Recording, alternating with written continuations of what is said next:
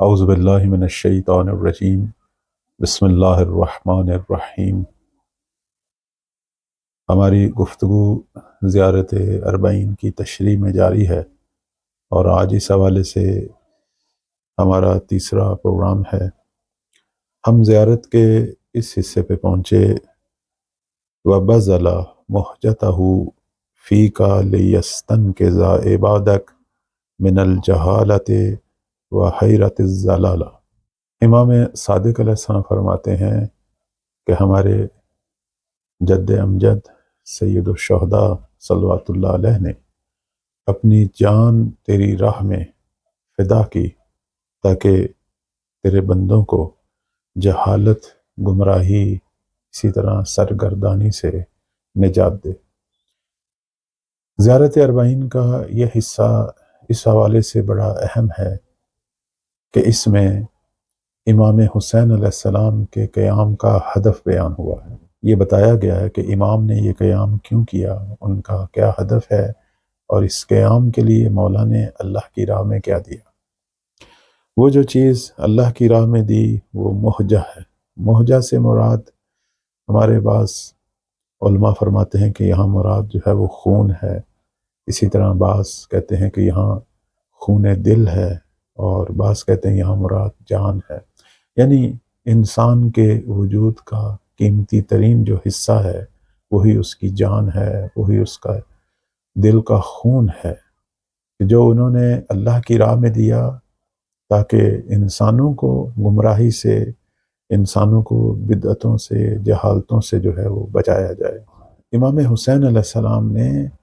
اپنے قیام سے پہلے جو خط لکھا تھا اپنے بھائی محمد حنفیہ کو، اس میں بھی اپنے قیام کا جو ہدف بیان فرمایا وہ یہی تھا۔ فرماتے ہیں کہ میں اپنے نانا کے دین کی اصلاح کے لیے نکلا ہوں، اور میں چاہتا ہوں کہ امر بالمعروف کروں اور نہی عن المنکر کروں۔ دین کی اصلاح سے مراد جو ہے وہ یہاں یہ ہے کہ اس زمانے میں جو اہل دین جن بدعتوں میں مبتلا ہو گئے تھے، اور بدعت سے مراد یعنی دین کے اندر نئے نئے طریقے، نئی نئی چیزیں کہ جن کا دین سے کوئی تعلق نہیں، بلکہ جو تعریف کی گئی ہے بدعت کی، یعنی ہر وہ چیز کہ جو دین میں پہلے بیان نہیں ہوئی، یعنی خدا اور رسول، اسی طرح محمد و آل محمد، ان کی طرف سے کوئی چیز جو دین میں پہلے بیان نہیں ہوئی اور کوئی شخص اسے اپنی طرف سے اختراع کرے اور دین میں ڈال دے اور پھر کہے کہ اس کو کرنے کا ثواب ہوتا ہے، تو وہ بدعت ہے۔ اس زمانے میں بہت ساری چیزیں دین میں ڈالی گئی تھیں، یا دوسرے لفظوں میں وہ چیزیں جو ہیں اب وہ کسی کو بری نہیں لگ رہی تھی، حالانکہ وہ حرام تھیں، اللہ کو غضبناک کر رہی تھیں۔ مثلا اس زمانے میں خود آپ بنی امیہ کا جب دور شروع ہوا، امیر شام کا، اور بالخصوص یزید لعین کا جب دور شروع ہوا، اس زمانے میں جو چیز دیکھی جا رہی تھی وہ یہ تھی کہ شراب عام ہو چکی تھی۔ اب یعنی کسی کو شراب پینا برا نہیں لگ رہا تھا، اس لیے کہ وہ شخص جو تخت پہ بیٹھا تھا وہ کھلم کھلا شرابی تھا، وہ تخت پر بیٹھنے سے پہلے شرابی تھا، اور اب تخت پر بیٹھ کر وہ جب شراب کھلم کھلا پی رہا تھا، یعنی دوسرے لفظوں میں لوگوں کو ہوا دے رہا تھا کہ آپ بھی یہ کام کریں۔ اب کوئی روکنے والا نہیں تھا، چونکہ سلطنت کا مالک جو ہے وہ کھلم کھلا شراب پی رہا ہے، کھلم کھلا جوا کھیل رہا ہے، کھلم کھلا محارم سے زنا ہو رہا ہے، کھلم کھلا برائی ہو رہی تھی۔ یعنی اسلامی معاشرہ جو ہے ایک کافر معاشرے کی شکل اختیار کر چکا تھا، جہاں بظاہر دینی چیزیں تھیں، مسجدیں تھیں، نماز جماعت تھی، لیکن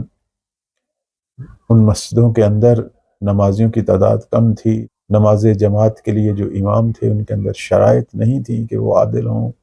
وہ اس کے اہل ہوں۔ جہاں کھلم کھلا خلاف حق فتوے دیے جا رہے ہوں، قاضی شرح جیسے لوگ بیٹھے ہوں، اور جو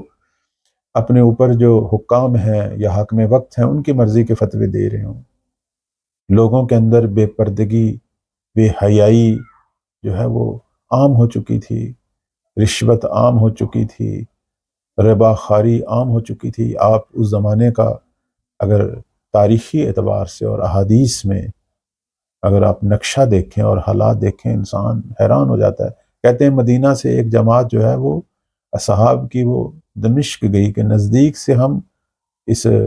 حاکم وقت کو، جو جدید حاکم اور اپنے آپ کو خلیفہ رسول کہہ رہا ہے، ذرا دیکھیں تو صحیح یہ کرتا کیا ہے۔ اور جب کچھ عرصہ وہ رہے اور جب واپس آئے تو انہوں نے کہا کہ شاید ہم پر اب خدا کا عذاب نازل ہوگا، کھلم کھلا برائی ہو رہی ہے۔ خود وہ شخص جو بے نام خلیفہ رسول ہے وہ کھلم کھلا برائی کر رہا ہے، محرم سے زنا کر رہا ہے، کھلم کھلا جو ہے وہ قمار ہے، جوا ہے، شراب خواری ہے۔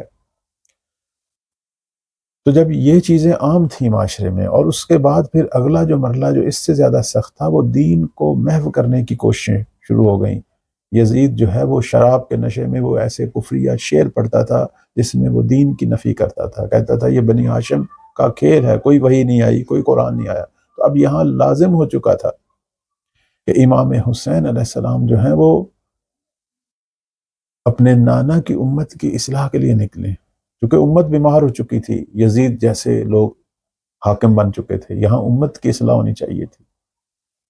بعض لوگ کہتے ہیں کہ کیوں نہیں مولا نے کہا کہ میں یزید کے خلاف اٹھاؤں، کیونکہ اگر وہ یزید کے خلاف اٹھتے، مثلا یزید مارا جاتا تو یہی امت اسی طرح کا ایک اور حاکم لے آتی۔ اصل میں امت کی اصلاح ضروری تھی، امت کی آنکھیں کھولنی ضروری تھی، امت کو سرگردانی سے بچانا تھا۔ امام اپنی شہادت سے اپنا خون دل دے کر لوگوں کو بصیرت دے گئے،